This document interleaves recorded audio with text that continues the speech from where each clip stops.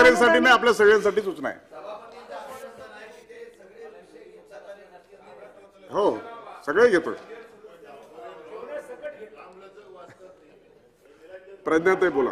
राज्यात कायम विनाअनुदानित धोरण 24 नोव्हेंबर 2001 रोजी लागू करण्यात आलेले आहे. हे धोरण लागू होण्यापूर्वी शासनाने 78 महाविद्यालयांना विनाअनुदानित म्हणून मान्यता दिली असल्या कारणाने ही महाविद्यालये अनुदानास पात्र ठरलेली आहेत आणि या महाविद्यालयातील प्राध्यापक व कर्मचाऱ्यांनी अनुदान मिळण्याच्या प्रतीक्षेत तब्बल 24 वर्ष काढलेली आहे व काही प्राध्यापक विनावेतनच निवृत्त झाल्याची धक्कादायक माहिती समोर आलेली आहे. त्यामुळे सदरील महाविद्यालयातील प्राध्यापक व कर्मचारी सातत्याने आंदोलन करत आहे. त्यांच्याशी झालेल्या चर्चेनुसार शासनाने माननीय विभागीय सहसंचालकांच्या अध्यक्षतेखाली समितीची स्थापना केली. या समितीने या महाविद्यालयांना अनुदान देण्याविषयीची अहवाल माननीय संचालक यांना पाठवले, परंतु हा अहवाल निर्णयाअभावी प्रलंबित असल्याने रोष व्यक्त होत आहे.